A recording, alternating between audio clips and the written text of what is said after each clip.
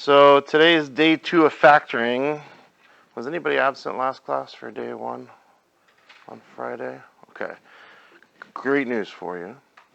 We're doing the exact same thing today as we did on Friday. For those who were here on Friday, also good news for you. Same thing. The only thing that's going to be different is we're going to be dealing with some bigger numbers. And that last step, when you're filling out the numbers on the outside of the box, right? Kind of like we did in our warm-up today, when you're filling out these numbers on the outside, sometimes it's a little tricky. Like on this one, did anybody think at first it was going to be 2x and 2x to get 4x squared?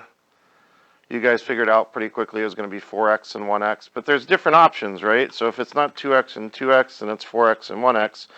But where's the 4 go and where's the 1 go? So that's kind of the tricky part. And I'll give you a little cheat code for that makes it a lot easier here in a minute. But those are the main differences from what we did on Friday last week. So if you guys are feeling pretty comfortable with that, then you should be good to go on this. So let me pause this for a moment. All right, so let's go ahead and do this. The steps are all up there, but I'm going to walk through this with you step by step again. You'll want to pay close attention as we're going through these steps. There's a lot of different moving parts to this, but I think you guys would agree that you've pretty much got it down now. You know where all the bits and pieces go. That's kind of the trickiest part for me. So we're going to go ahead and write down A, B, and C. Since this is kind of like our notes, let's go ahead and write that down. A is 10, B is 91, C is negative 90. Now, those of you who learned this last week, have you stopped writing down A, B, and C? That's okay. Yeah, that's totally fine. At this point, you can probably just look at it and say, oh, I know A is 9 and B is negative 30 and C is 16. So you don't have to write this down every single time if you don't need to, but we're going to for this one because it's our notes. Let's go ahead and set up our pieces that we're going to need. We know we're going to need an X. This is going to end up being our diamond problem, and we know we're going to need a box.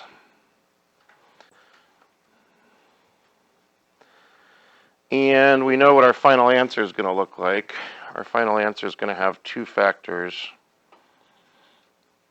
being multiplied together. So I'm just getting everything set up ahead of time so that I don't have to worry about it later on. And then the other piece, and I picked this up from one of your classmates. He's not here today, but I really like this. I'm actually going to fill in these 2 parts of my box right now because I already know what they are. What goes in these 2 spaces? Can you guys remember? Yeah, your first term here and your last term here go in those 2 spaces. So let's get that 10x squared in there and that negative 90.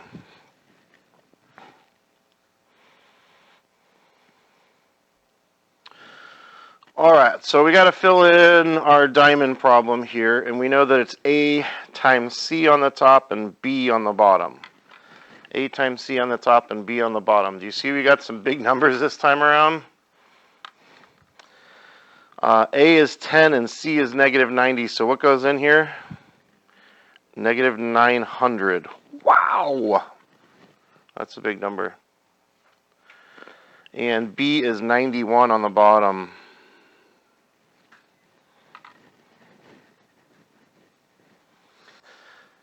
And because that 900 is negative, we're looking for things that multiply to 900 that subtract to 91.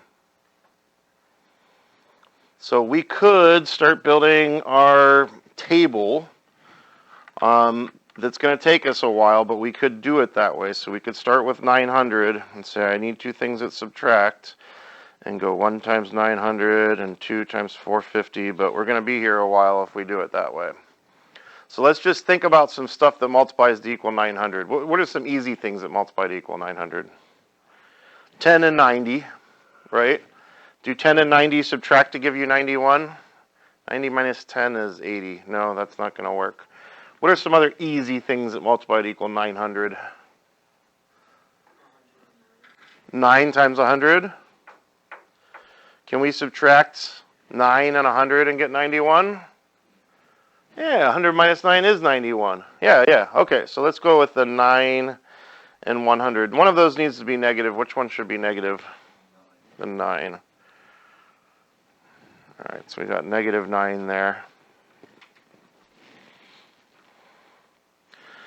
All right, so the reason we do this, those two pieces are going to go in the other two spots in my box over here.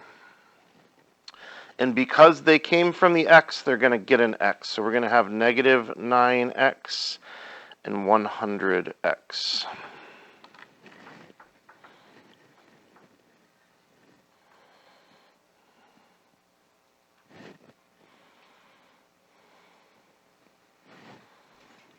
All right, so far so good. Same thing as before, right? We just had a really big number to deal with. Luckily, that's the biggest one on this page, I believe. All right, let's see if we can fill out what goes on the outside here, and then we'll be ready to wrap this thing up. So we need a 10x squared here, and there's options. It could be 1x and 10x. It could be 10x and 1x. It could be 2x and 5x, or 5x and 2x. There's like 4 different options here. Let me give you the cheat code to make this go easier for you. You guys ready?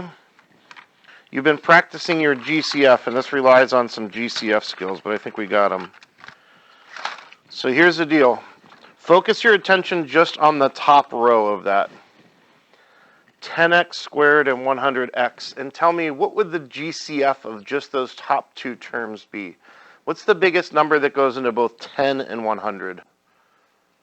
10. 10 goes into both of them, right? And then would there be any x's there? Yeah, we got x's in both of these, so we would have a 10x there. So if you just focus on the top row, figure out what the GCF of the top row is, that's the thing that's going to go out in front of your top row. All right? And then the rest should be pretty easy. So if that's 10x, this must just be 1x. And then we'll figure out what goes down here. Whatever it is, it multiplies by 1x to give us negative 9x. I'm thinking that's negative 9. Negative 9 times 1x is negative 9x. And then whatever goes up here should multiply by this 10x to give me 100x. What multiplies by 10x to give me 100x? 10. And then we can just double check and make sure all these things work. 10 times 1 is 10.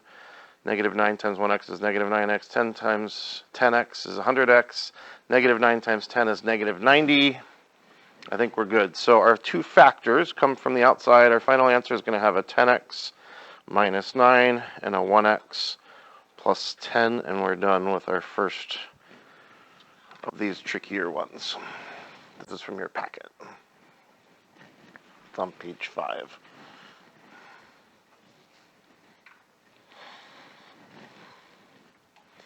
What do you guys think? Same thing, bigger numbers. That's what I told you on Friday to expect, right? Any questions so far? Can we handle it? Yeah, this isn't too bad. Just got some bigger numbers we can deal. All right, let's do one more together. Do you want to do number 2 together, or do you want to pick a different one? Let's do number 2. That's got some bigger numbers in it. All right, let's go ahead and get it set up. I'm going to draw my X. I'm going to draw my box. I'm going to get my answer format set up here.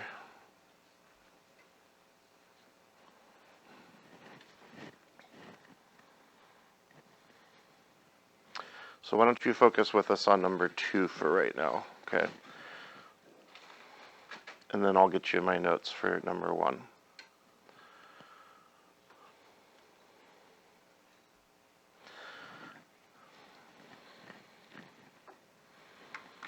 All right, we got it set up, and again, I really like this trick that I stole from Jonah on Friday.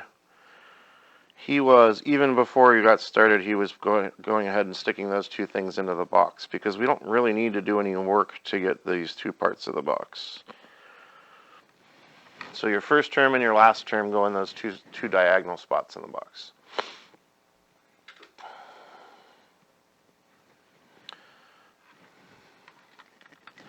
Some of you are skipping this next step, and that's fine. I'm going to go ahead and write it out. I'm going to write down what A and B and C is. A is 9, B is negative 30, and C is 16. That just comes from those constants and coefficients. We'll use those to fill in the diamond, the X part. Remember, it's A times C on the top and B on the bottom. So, 9 times 16. Help me out here. You guys got calculators out. I should be able to do that in my head. 54, 90, 144. Nice.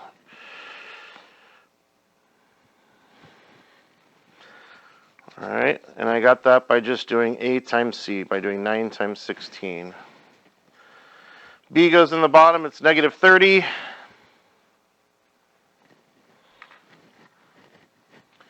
And I'm going to start working my way through 144. I need two things that multiply to give me 144. It's positive, so I want them to add up to 30.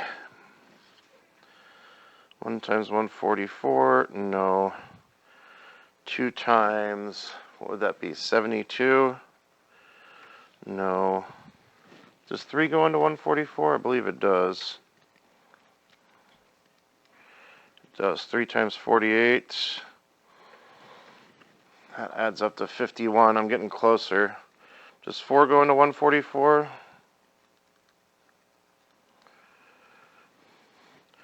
Four times 36. That's it, isn't it? Those add up to 40. Oh, wait, no, those add up to 50. We're trying to get them to add up to 30. That's not it. 5 doesn't go into 144. Does 6 go into 144?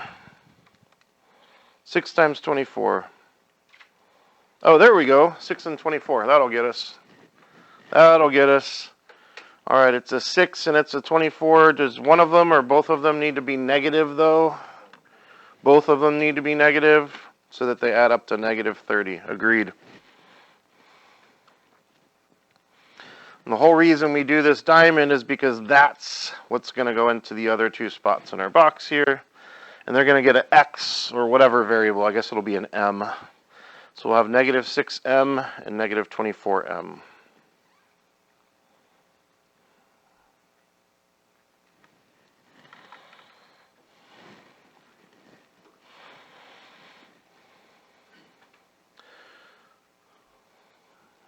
All right, so that's all of the sort of tedious part of filling out that box. Now comes, for me, the most challenging part is figuring out what goes on the outside. And remember, my cheat code for you is ignore the bottom row, focus on the top row, and find a GCF for 9m squared and negative 24m. What's the biggest number that goes into both 9m and 24? Sorry, just focus on the 9 and the 24. 9 doesn't go into 24, does it? No. 3 goes into 9. Does 3 go into 24? I think it's going to have to be 3. So this is going to be 3m, which means it's got to multiply to give us 9m squared. This would also be 3m.